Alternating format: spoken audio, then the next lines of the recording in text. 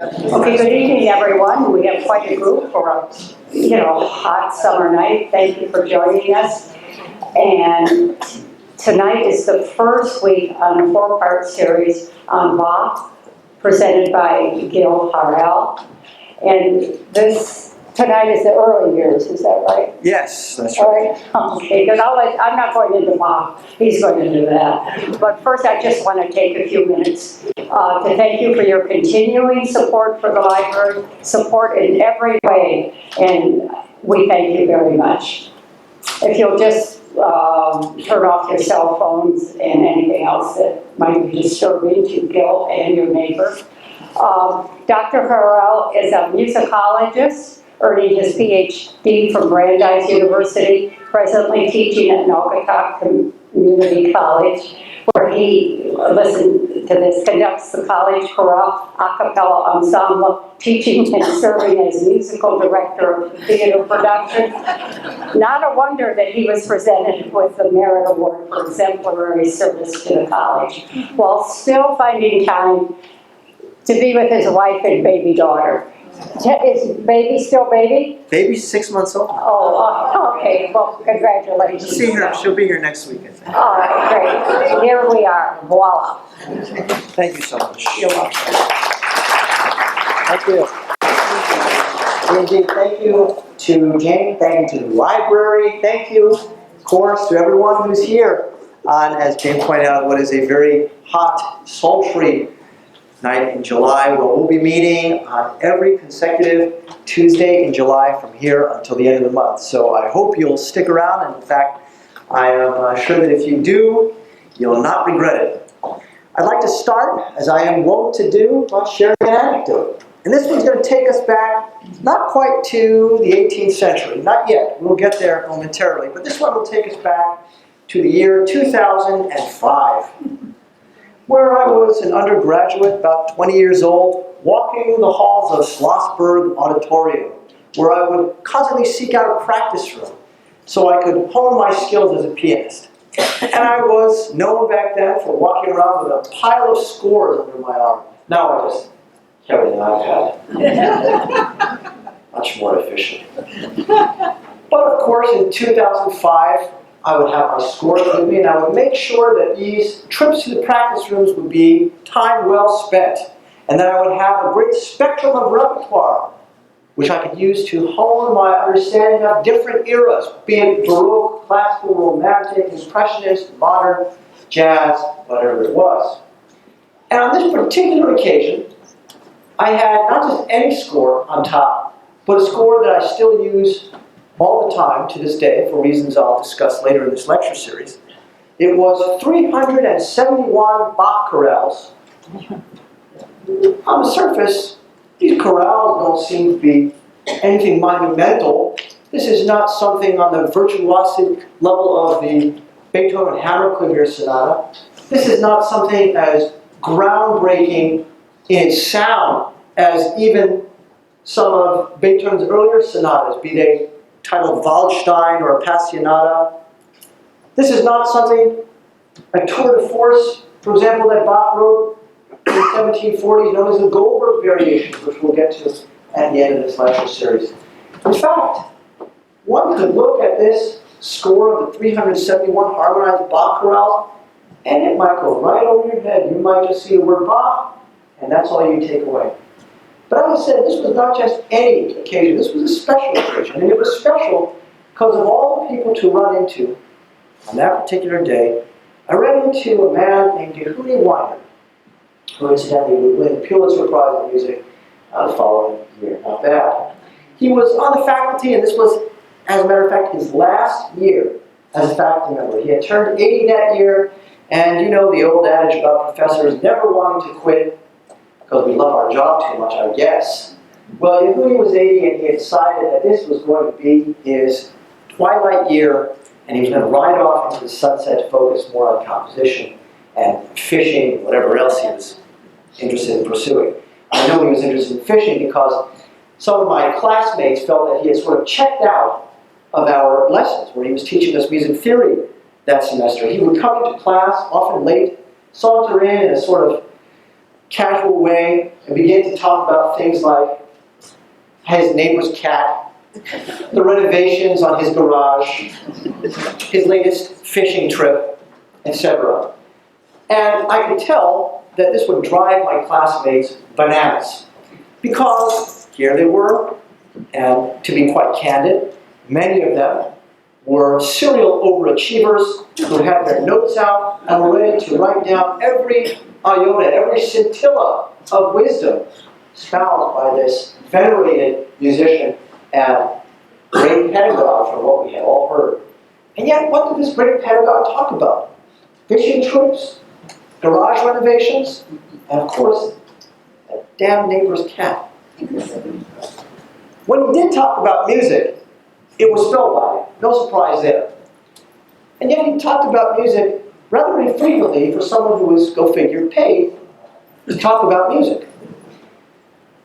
I ran into Yehudi in the hallways, and this was probably about midterms. So I'd been in his class for at least 6 weeks, perhaps closer to 2 months. And he looked at me and squinted suspiciously and said, "I know you." And I said, "Yes, Professor Weiner, I'm in your class every Monday and Wednesday, 9 a.m. And he said, "Yeah, Gary." I said, "Gil." He said, "Yeah, that's it. What do you have there?" He seemed interested in the pile of scores. And I said, "Well, sir, I've got some Debussy, and I've got some Mozart, and I've got some Rachmaninoff, and I've got some Bach." And he said, "Some Bach, huh? Let me take a look."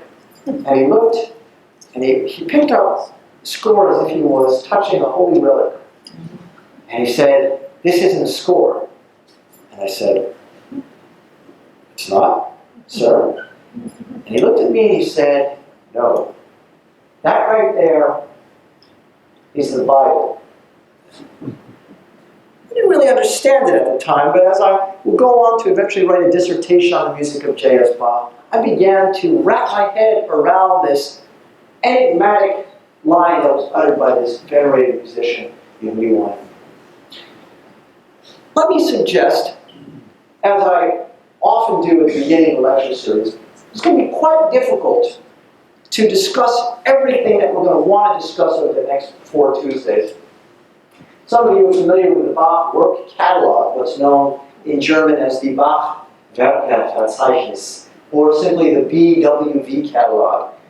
And you'll know, if you're familiar with that catalog, that there are over 1,000 numbers, catalog works, in the BWV catalog. And clearly we will not have time to talk about 1,000 works. We could all live to be as old as Methuselah, and we would still not have time to talk about everything that Bach composed. So what I've chosen to do instead is to focus on a few genres, week by week. And we're going to start this week by talking about 2 genres that are quite different. One instrumental, one vocal. The instrumental genre is what we're going to focus on at the beginning of the program, and that is the organ fugue, the organ as an instrument in general, because I think many people are familiar with the organ. Perhaps you've seen one, maybe you've heard one. But how many people know how an organ actually works, or furthermore, how an organ worked 300 years ago? Well, that's a bit of a bugbear, even for seasoned musicians to figure out. So we'll talk a little bit about the organ, which was Bach's Hauptinstrument, as they would have said, or his main instrument. In the second half of the program, we're going to focus on a genre that singers will perhaps be familiar with. And even if you're not a singer, you could probably figure out that it has something to do with singing, because this genre, Bach was very prolific in this genre. He wrote over 200 of these pieces that survived. They're known as cantatas. Of course, cantata has that Latin root which suggests something which is sung, as opposed, by the way, to a toccata, which comes from the word meaning to touch, as in the English word tactile. And that would refer more to instrumental pieces, specifically with Bach, a type of organ prelude. I want to go back to 1723. Bach, at this point, is now established, and I think for most people who know anything about music in Europe, not just established, but someone who is highly esteemed in musical circles. He was known as a great organist, And at this point, he's starting to get a reputation as a great composer. He arrives in the city of Leipzig, where he would spend the last 27 years of his life for an audition. And this particular audition was for one of the highest positions that musicians could attain back in the Baroque period, one of the most sought-after roles, or as musicians like to say, gigs, in town, and this is what we now call the Kapellmeister, sort of sound like chapel master. And what it suggests is that Bach would, if he got the job, he would have been the boss, or the main composer, director, sort of the musical director of what was going on in the town of Leipzig at the Thomaskirche at the St. Thomas Church. And in fact, he did get the job. But would it surprise you to learn that when the council convened to choose from all the applicants and candidates who had auditioned for this job, Bach was not first on the list. He was not second on the list. Nor was he third on the list. I believe he was fifth on the list. And yet every other candidate, when they were offered the gig, said something like, well, you know what, I've decided to take this job in Hamburg instead. Or, you know what, I know that salary we discussed pretty good, but actually how do you feel about coming up a little bit? And so finally the council chooses Bach. And there's a very infamous quote that's recorded in the minutes of that meeting. And the quote goes something like this: well, gentlemen, in the absence of better men, it seems we must settle for Herr Bach. Now, I've told you a little bit about how Bach is perceived now, with that anecdote from Yehudi Weiner about this being the Bible. In other words, this is the source, what the Germans call the Ursprung of musical knowledge, can be contained in one book, 371 harmonized Bach chorales. And we've now established an antidote to that perception, have we not? With this quote from the St. Thomas Church Ecclesiastical Council that chose Bach, but only grudgingly, and thinking that they were getting sort of fifth-rate composer. Well, how do we square those two perceptions? I think it's a really good question that we want to entertain, not just tonight, but throughout the duration of this lecture series. How did Bach go from being a dismissed, underappreciated, undervalued, humble, provincial composer out in the boonies, if you will, in Leipzig, which back then had a population of something like 4,000. Nowadays, Leipzig has a population closer to 1 million. I think it's about 800,000. How did he go from fifth on the list for a job at a provincial church to being considered by many to be the greatest? I don't like to use superlatives, but I think enough people use this kind of language, so we can put it in scare quotes at least. The greatest, the best, the source, the Bible writer, the ultimate teacher for those who want to learn music. Let me tell you, by the way, as a footnote to this discussion, that when you study music theory, well, guess who you study? You don't study Mozart, at least not at first, and you certainly don't study Beethoven or Schubert, not at first. When you want to learn the rules of composition, when you want to learn how notes fit together simultaneously and both in a vertical and horizontal configuration, which is to say both harmony and counterpoint and things we're going to discuss, you study Bach. This was the case for me when I was an undergraduate, and I'm proud to say it's the case at Naugatuck Valley Community College when I teach music theory. The students say, what textbook are we using, professor? All that's in the syllabus is something about this 371 harmonized Bach chorales. And of course, the feedback at the end of the semester and at the end of the music theory run is often something like, I'm really glad we didn't have a textbook to read short examples out of, and that's often what you get in music theory textbooks, many of which are great, very helpful. But to truly understand the rules of counterpoint and harmony, it would be tough to find a better teacher than J.S. Bach. So now I feel like we know something about this Bach guy. And if we can get those track lights in the back, you might be able to see a picture of him here. Well, he's not about to be on the cover of GQ or anything like that. But here he is as an elder statesman. He's close to his 60th birthday here. And this one was painted by a guy named Elias Gottlieb Hausmann. And it shows Bach in the typical garb of a mid-18th century composer, really a mid-18th century man. He's wearing his powdered wig. And if you look closely, you can see he's holding a score. I believe the score in this particular painting was the Goldberg Variations, which I alluded to earlier and which we'll talk about when we get to it. That's going to be our next lecture series. It's called Into the Enlightenment. All right. I think we should set some goals. With any lecture, with any learning experience, it really helps to have a tangible sense of what we can expect ourselves to gain in that, however long it is, in the hour that we're here together on Tuesday evenings. So let me establish a few pedagogical goals for tonight. Some things which I think will be helpful for us to take away so that if somebody asked you at the end of the evening, what did you learn over in Darien? Well, you would be able to talk about all sorts of things, including my old professor's antipathy towards his neighbor's cat, but also, more importantly, how music in the Baroque period worked, what it sounds like, and two specific genres in the organ repertoire, organ fugues, and the church cantata, be able to talk about those as well and say a few things about some specific works. Okay. A few minutes about Baroque music. We can talk for eons, it seems, about musical style. That's one of my favorite things to talk about. Why a particular style of music sounds the way it does. What makes Bach sound different from Mozart or Beethoven or any of the other composers in the textbook, so to speak. Well, music in the Baroque period, to understand it, we can think about art in the Baroque period.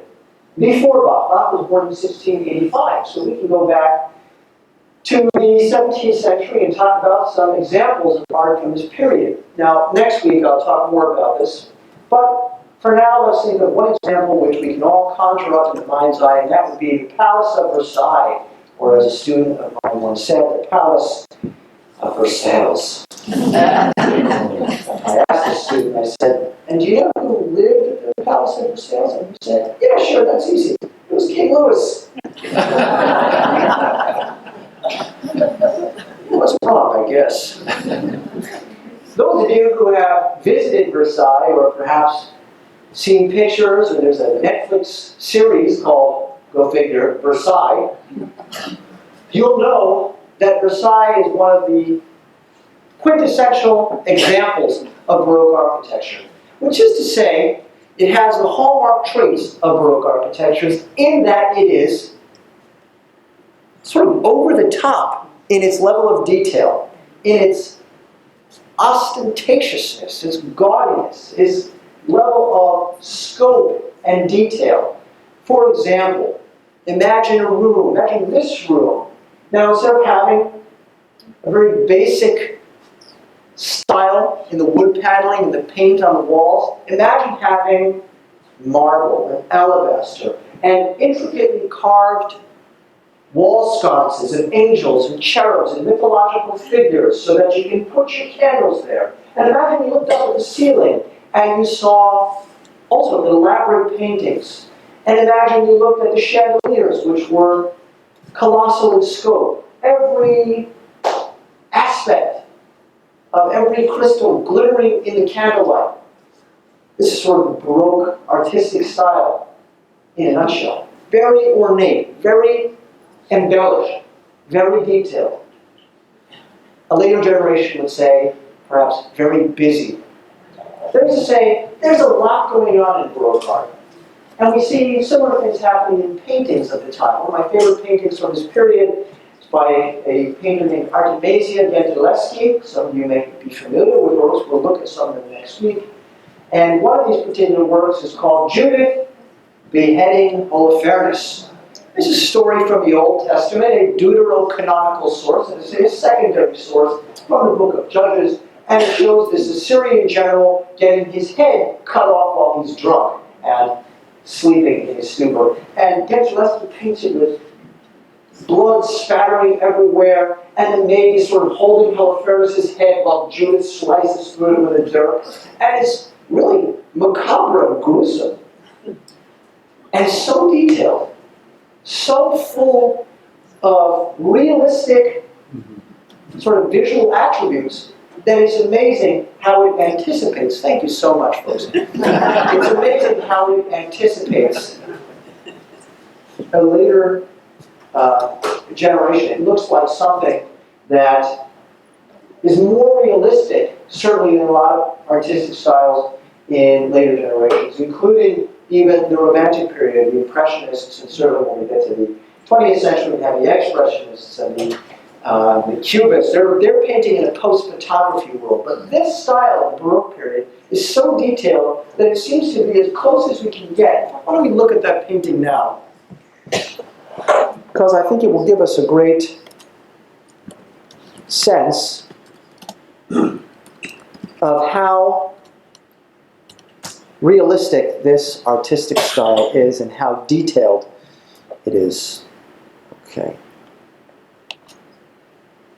Caravaggio, by the way, painted this same scene, and it's arguably just as famous. Okay, so there you have it. Now, the use of occlusion, shadows, to create this realistic quality is really remarkable. And when you compare it to Renaissance art, it marks a paradigm shift. So when you think of Baroque music, think of Holofernes getting his head sliced off. Well, maybe not. But think of detail. Think of ornament. Think of embellishment. Things really make the art jump off the proverbial canvas. And I say proverbially because we're going to be talking, of course, primarily about the organ. Now, we're going to be talking about the organ, so I'm going to bring up an organ video. This is a German organist by the name of Felix Hell. Now, that's not a typo. The man's last name is, in fact, Hell. H-E-L-L, as in the place of eternal damnation and suffering. But in German, of course, has a much nicer meaning. Hell in German simply means bright. So his name might as well be Felix Bright. Well, we're going to see him playing, and we're just going to watch a short clip here. And we're going to see some of those parallels between the visual arts and the music in this clip. Because what you're going to see is a tremendous level of detail and busyness in what the organist is playing. In fact, the organ itself is a kind of interesting instrument. I often tell people that I have never met an amateur organist. Now think about that for a minute. What does that mean? Well, it means that it would be very unusual to casually play the organ the way that one could say casually play the guitar. No offense, guitarists, but if you could play a G chord, a D chord, B minor chord, and a C chord, you could start a band.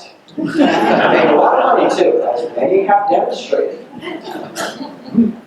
But to really play the organ, well, that takes tremendous degree of dedication and time investment to master this instrument, because it requires the use not just of the hands, but also of the feet. Now you might say, well, Professor, don't pianists use their feet as well? Of course, there's a sustain pedal, there's a soft pedal, and so on. And that's true. However, that does not require a tremendous amount of coordination or tactile dexterity to use a sustain pedal.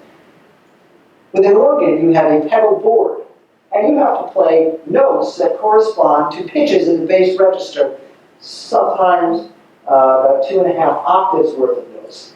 And you have to move your feet in a sort of heel-toe configuration while wearing usually special footwear that enables you to pivot and manipulate the different pedals on the pedal board with great accuracy and efficiency. So Bach was himself an organist. And the organs of the Baroque period were famous. They were massive instruments. Many of them took years to build and had so many parts that it would make one's head spin to try to wrap our heads around how they built these things 300 years ago without the benefits and advantages conferred upon us by modern technology. Bach was not only an organ player, he was an expert on organs.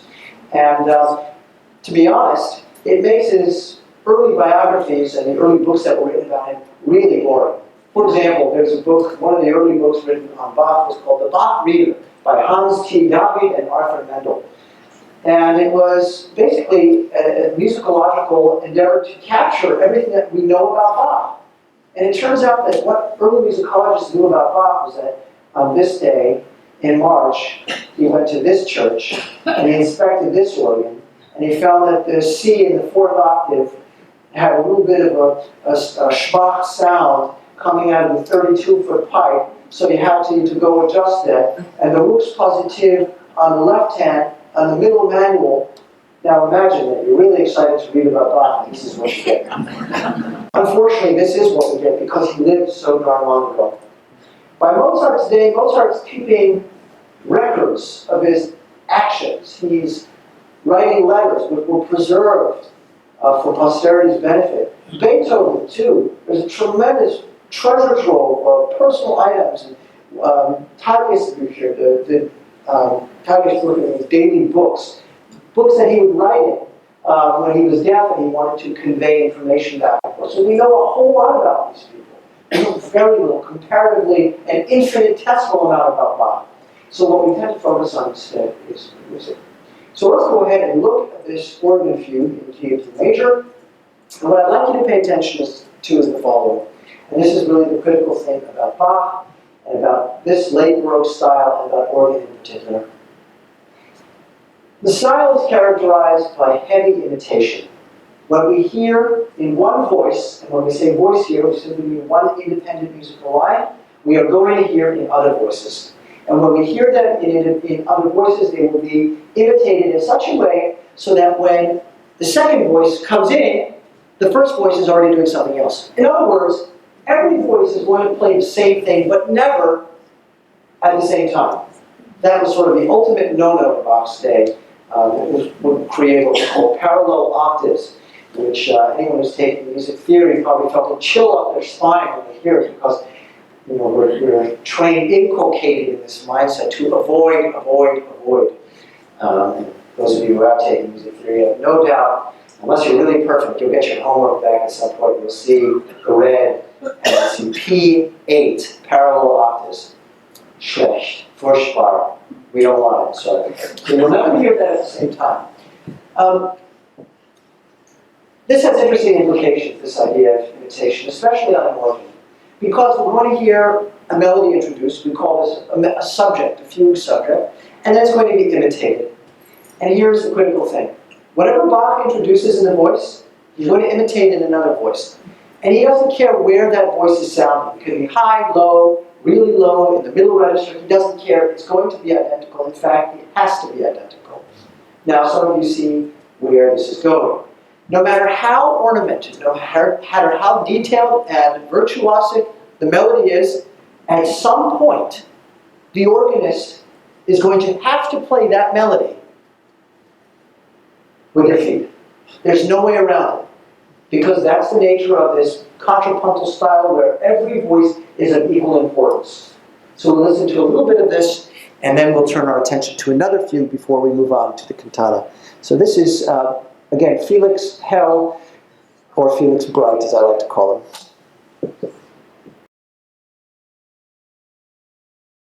Into what we call the episodic material. So here's the organ. Actually, the organs come in many different shapes and sizes. Each keyboard is called a manual, from the Latin meaning of the hand. And of course, the pedal boards are there where the feet are. You'll also notice there seem to be tens, dozens, maybe more than 100 of these knobs on either side of the organist. And these knobs also have specific functions and a specific name. We call them stops. And this gives us an expression, by the way, when someone spares no expense and exerts every effort, we say that that person has pulled out all the stops. Well, if you were to go to a Baroque church and pull out all the stops on the organ, you really feel the building shake in some of these organs. So it was a way, each of these stops corresponds to a pipe. And so when you open them, you're essentially opening up all the pipes and therefore enabling maximum volume, dialing it up to 11, as it were. And that's something that you don't really do in Bach. That would be more if you were playing Messiaen or something like that, what people call for that. Bach, by and large, did not indicate which stops he wanted his music played on. So organists have a lot of fun with that, coming up with how exactly to execute the performance of this music. Speaking of which, that brings us to Exhibit B. What does this music look like when it's notated? How on earth is a musician supposed to play this and read it? Well, those of us who have taken piano lessons, how many people here have taken piano lessons at some point? Fantastic. Many, I would venture to say, most of us, or at least more than half the people in this room, have had a piano lesson at some point. Now, many people, when they take piano, they come to that realization, hey, this is pretty hard. And often that realization happens because one realizes that in order to really play piano, one has to be able to independently manipulate both hands. Now, it's one thing if you're simply playing a chord in one hand and a melody in the other, as, for example, we encounter in the works of Mozart.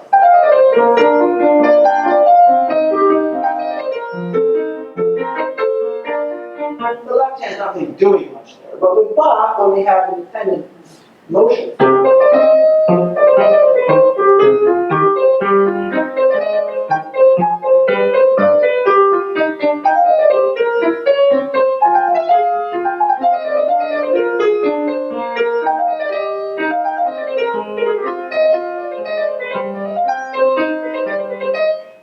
etc. You can hear that it's very different from Mozart, and this is just one example. If we were to really dial it up, we would have,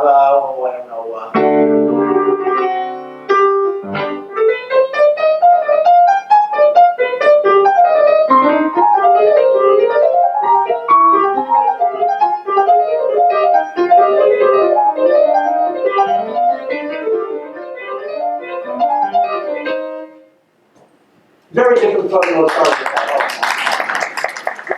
Nothing compared to what we're about to hear on the organ. So the style of imitation, this added wrinkle of bringing in the feet. Now, those of us who have played piano, and even if you haven't, you can appreciate what it means to manipulate independent voices with your hands. Sometimes it gets very, very tricky, and that's just with playing with your hands. Now we're incorporating the feet into these views. So what does this look like? We're about to see, and this is one of Bach's most towering fugue compositions. This is known by musicians as the Great Fugue in G minor. And we call it the Great Fugue in G minor. Bach didn't call it that. Because BWV 578, which had been written a couple of decades earlier, is also in the key of G minor, but it's shorter. So guess what we call that one? The Little Fugue in G minor. Yeah. So, all right. Here is BWV 542, also known as the Great Fugue in G minor. So I'm going to go over here to the end of the Fantasia, and we'll see what this looks like as we get into the fugue. So it starts simply, because all fugues start with a sort of solitary statement of the subject. Fugues build in intensity. You start with one voice, then you gradually add voices until all of them are in. And typically for Bach, that means 4 voices.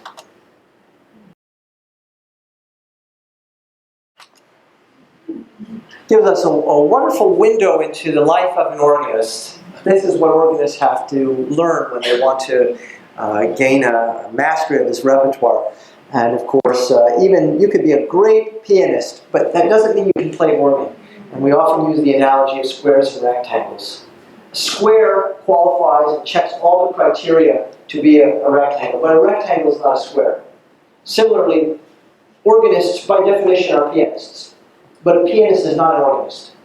And it all comes down to the feet. Now, what does this look like when it's executed? We'll watch a short clip. Here's a rather eccentric figure by the name of Cameron Carpenter playing the same piece. And the fugue typically takes about 6 minutes or 6 minutes and change to get through. Carpenter gets through it in under 5. So he's playing almost, for those of you who have seen the movie Spaceballs, he's playing at what you might say is ludicrous speed. Should also be said, we're not in Kansas anymore. Should also be said that playing this music requires tremendous degree of stamina, which is not something that's often discussed when we talk about learning repertoire. We think that the major challenge is just learning the notes and getting the rhythms, but actually there's a tremendously taxing physical element to playing this music. Now this, you can see from the time step there, is nearly 5 minutes long, so he's got to keep up this sustained contrapuntal texture. This is not like Mozart. Mozart often gives you a break and he'll switch to a different, when I say texture, I mean different sort of interaction between the hands. But this is a constant stream of counterpoint. Counterpoint is a word you'll hear me use over the next 4 weeks, and it refers to note against note interaction. Let's go ahead and check out the end of this fugue in the last minute and a half or so. Again, I refer back to a statement I made earlier. There are very few casual amateur organists. This is not repertoire which is friendly towards amateurs. It's not like you can say, well, you know what, I'm going to just go into the church on this Monday morning. I'm just going to play a little bit of this Bach fugue, no big deal. I'm just kind of working on it. Not how it works with this music. It requires a tremendous degree of coordination, and often, this has just been my personal experience, the organists that I know are people who were trained as musicians from very young ages.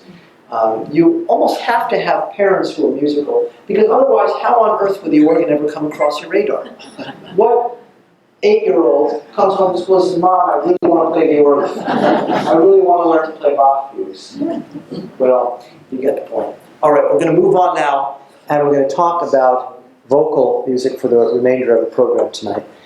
And we're going to talk about a genre, as I mentioned earlier, known as the cantata.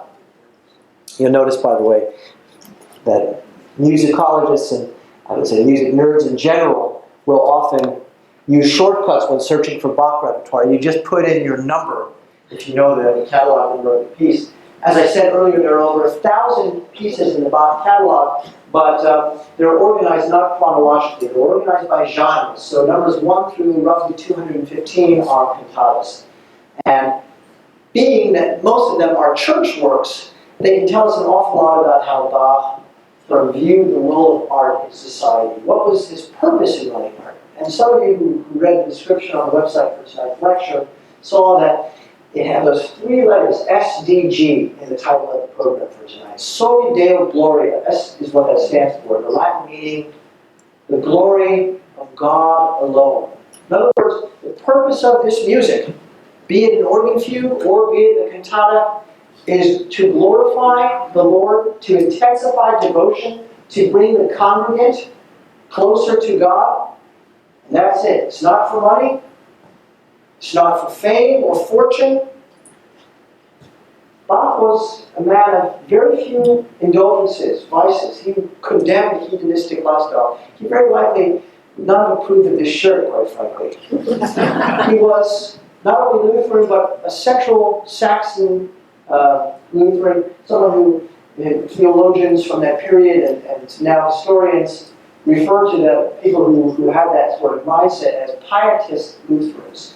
People who were extremely serious when it came to issues such as salvation, when it came to issues related to what we call eschatology, that is to say, the anticipation of the hereafter, that which describes or has to do with the kingdom of heaven. Bach was very serious about these things, and for us, it's very difficult in some way to relate to it. I often ask my students the question, how many of you woke up this morning and fretted for your soul? Thought to yourself, well, I better not sin today. I better strive to be virtuous today because I don't want to burn in a lake of fire. Well, very few, in fact, to this day, 0 hands have ever gone up. But it's a question that I am certain Bach entertained all the time. Where am I going when I shuffle off the mortal coil? They weren't interested. For Bach, he thought of the world, that is to say, life on earth, as a sort of hellish prison. And there are all sorts of cantatas which describe the low, corrupt, and debased human state. There's a chorale, Durch Adams Fall ist ganz verderbt. Verderbt is a great German word. Verderbt means something like corruption. Through the fall of Adam, man became completely corrupted. Ganz verderbt. There's another one, cantata 179, Siehe zu, dass deine Gottesfurcht nicht Heuchelei sei. That's a mouthful. It means, see to it that your fear of the Lord is not hypocrisy, Heuchelei in German. There's cantatas with titles like Mein Herz schwimmt im Blut, number 199, My Heart Swims in Blood. There's cantata 56, Ich will den Kreuzstab gerne tragen. I will gladly carry the cross.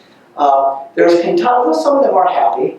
But most of them are like cantata 12, which we may have time to discuss later in this lecture series, which has a wonderful German title, Weinen, Klagen, Sorgen, Sagen, which translates to something like weeping, lamenting, being extremely fretful, and being in a state of despair. And the chorus starts just everybody in these dissonant, overlapping notes, weinen, klagen, sorgen, sagen, weinen, klagen, with really tortured sounding harmonies. Wonderful, beautiful dissonances. That's not uncommon. One of my favorite Bach cantatas is number 106. It has a curious title in German. Gottes Zeit ist die allerbeste Zeit. For those of you who have been German, no means God's time is the very best of time. But what it means is, when you die, that's the best time. There's, your life on earth is, it is what it is. But when you die, that's really when life gets great. That's when your soul goes there. And there's, quotations from the Psalms. There's this quote from Psalm 90, verse 2. Herr, lehre uns bedenken, dass wir sterben müssen, auch dass wir klug werden. Lord, teach that we must die. Once we understand this, we become so much smarter. We get the bass aria, bestelle dein Haus, denn du wirst sterben und nicht mehr lebendig sein. Get your house in order, because you're going to die. Und nicht lebendig sein, and you won't be alive anymore. I guess if you die, you're not alive anymore. All right, we're going to look at cantata 131, which is a setting of Psalm 130. Again, just a coincidence with those numbers being so close. The catalog was put together in the 19th century by a guy by the name of Wolfgang Schmiede, nice Irish guy. Just joking. I don't know any Irish Schmiede. All right, so here's a cantata. It's in the key of G minor. We're going to watch two movements, and actually there's no break, so we'll watch straight through. The first one starts out with a slow fantasia-like movement, very slow. Count it like this. 1. Aus der Tiefe. Aus der Tiefe. From the depths, Lord, I cry to you.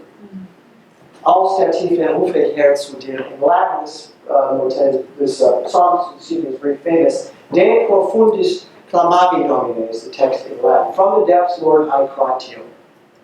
Lass deine Ohren merken auf die Stimme meines Flehens. Let your ears mark the voice of my supplications. Now you know how to say supplications in German, by the way. It's flehens. So if anybody asks you what you learned tonight, you say flehens and supplication in German.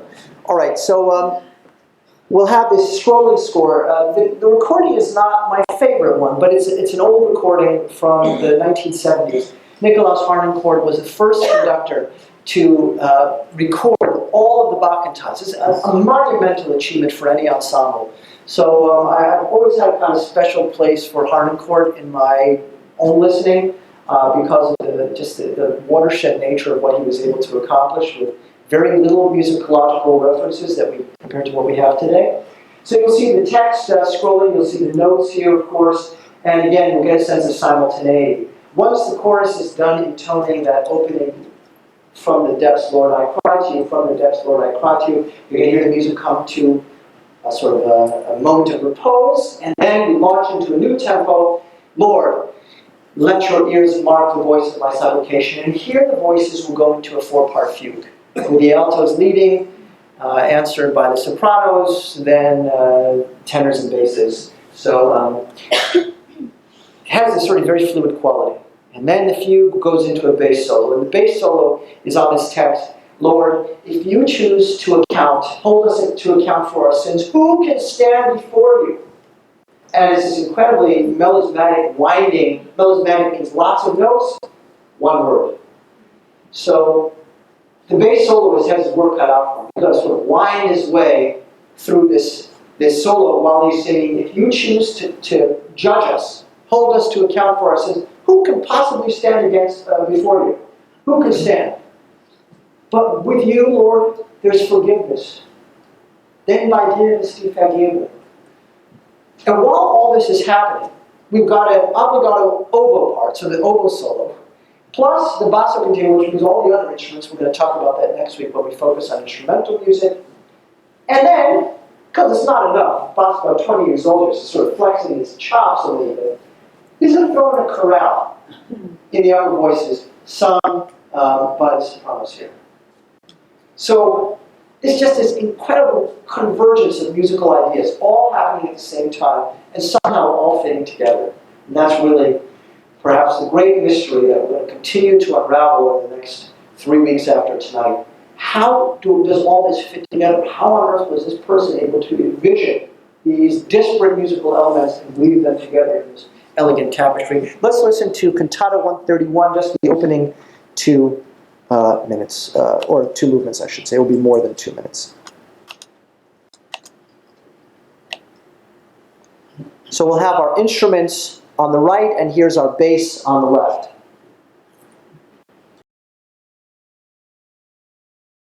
Again, Bach is about 20 years old when he writes this cantata, maybe closer to 21. Actually, Bach and I have the same birthday, so 299 years apart. Perhaps I was fated to write a dissertation. I imagine some of you may have a few questions about what you saw. So maybe what we'll do now is we'll get the lights.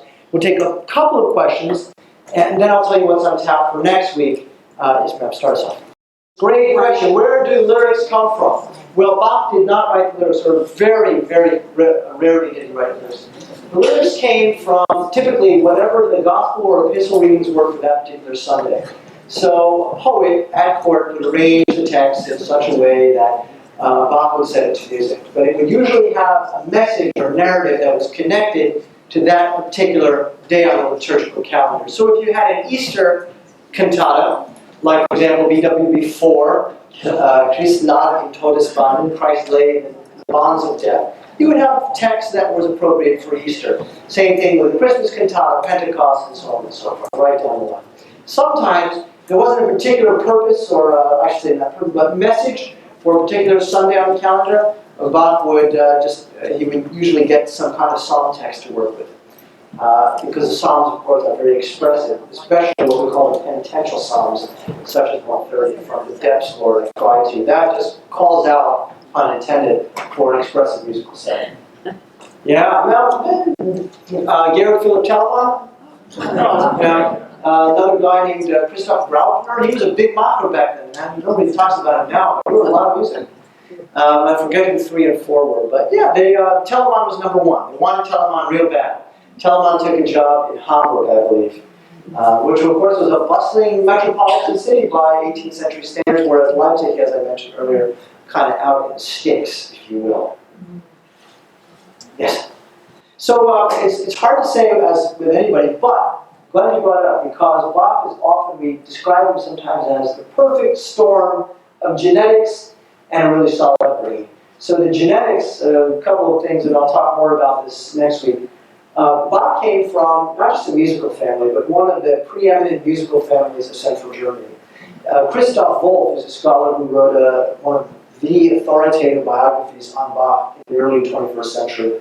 It's called Bach, the Learned Musician. And in it, he traces back the family branches of the tree, the Bach family tree, back to the time before the 30 Years' War, to the late Renaissance.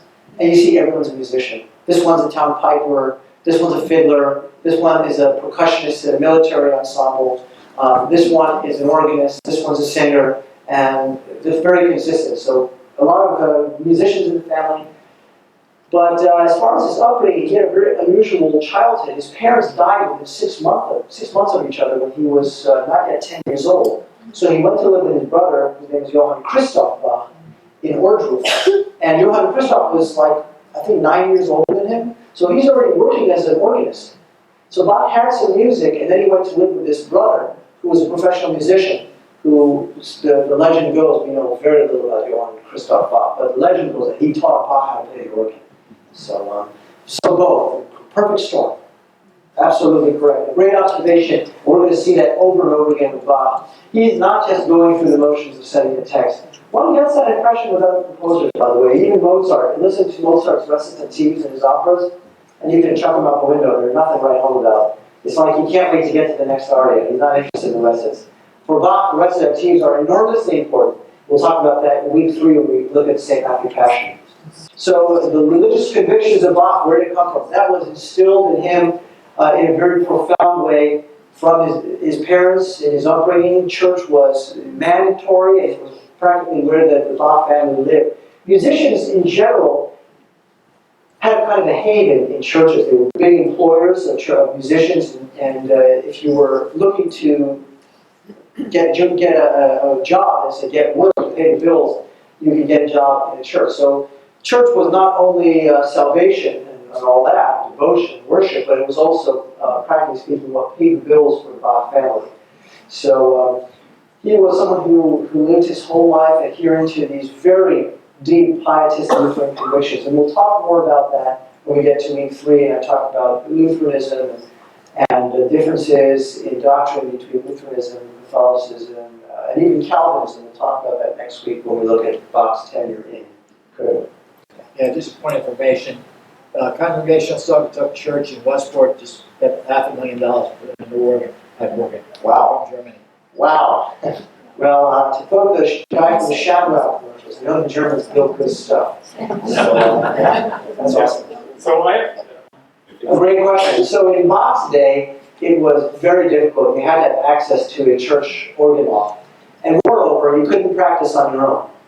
Because organs, like many musical instruments, require air. The thing is, you're not going to, blow into an organ to try to power it. I'm reminded of the scene in Robin Hood Men in Tights where Richard Lewis's character is in a medieval jacuzzi, and he has 6 guys around him blowing into the hot bathtub. To power, there was only one way to power an organ back then, and that was using bellows akin to what you find in a blacksmith's forge. So for Bach to practice, he'd have to bring someone along with him, and often that someone was one of his children. We often joke Bach had so many children so that he could ensure that someone was always available to pump the bellows while he practiced. Nowadays, and starting in the mid-20th century, they started building electric organs. In fact, Carpenter, we saw earlier, playing on Rogers model, an electric organ. So you can have organs in a smaller, more intimate space, although I would still contend that most people would probably not want them in their living rooms. They don't have that aesthetically pleasing quality to the eye that a piano has. And a piano, for many people, is like a piece of furniture that adds a certain level of panache, sophistication. But an organ doesn't have that quality. Yes, sir. Yes, that's right, he did. He collected all sorts of instruments, keyboard instruments. And Bach, when he died, he didn't have many items, objects in his will. In fact, his widow, Anna Magdalena, got next to nothing. Bach had accumulated very little during his life, but instruments, including a pedal harpsichord, so clavichords, violins, that was all he owned. So it's kind of a window into the life of a musician in the early 18th century. They were very much considered servants, and they accumulated very little in the way of worldly wealth. An exception to that rule would be Georg Friedrich Handel, who died with an estate worth something like $20 million adjusted for inflation. But again, he's writing music for the King of England, whereas Bach is writing, as we have said some 3 or 4 times, he's been writing music out of the provincial town of Leipzig. So he's not going to make a boatload of cash there. Well, what's on tap? One last question, then I'll tell you what's on tap. Sure, yeah. So some of you who read choral music are wondering what the heck's with these clefs? What are these notes? These are the clefs that Bach wrote music in. So the top one, canto, is what we now call soprano. That's the top voice, and it says soprano clef. Alto is the same. Tenore and basso are basically the same as tenor and bass. Fundamento is Italian for basso fundamento or basso continuo, which means the sort of the bass that is continuously playing, both giving us rhythm as well as harmony. And you can see as it goes on, you can see these numbers underneath it, which tell you what the chords are. We'll talk more about that next week. On the right, you have your standard Baroque instrumental consort, which would be an oboe violin. In this case, the unusual two violas, and the fagotto is the bassoon, so the bass wind instrument, if you will. And these are sort of ubiquitous in Baroque ensembles. And they change. The Baroque ensembles will change movement to movement, even in the same piece. So next week, we're going to turn to a very interesting part of Bach's career. He is about 32 when he realizes that he's got to leave his current job in the city of Weimar, and he's got to seek employment elsewhere. Weimar was a great place for him as a young, up-and-coming musician, but now he's got young kids, he's got to worry about their education, he's got to find a place to sort of move as his family is growing and as his responsibilities are growing, and he's not experiencing an increase in salary. So he's very frustrated in Weimar. He moves to the town of Untitled Chapter, where he becomes an employee of Prince Leopold of Cologne, who was an avid flourished musician and someone who really appreciated Bach's gifts. During this period, while he's living in a Calvinist court, he's not writing cantatas. He's not writing his usual primary style of music, which is sacred liturgical music. He's now writing instrumental music. So we're going to turn our gaze to instrumental books primarily next week, including a collection of 6 concerti featuring very unusual and novel combinations of soloists, and we call this collection the Brandenburg Concerti, after its dedicatee, Christian Margaret of Brandenburg. So I hope to see everybody next Tuesday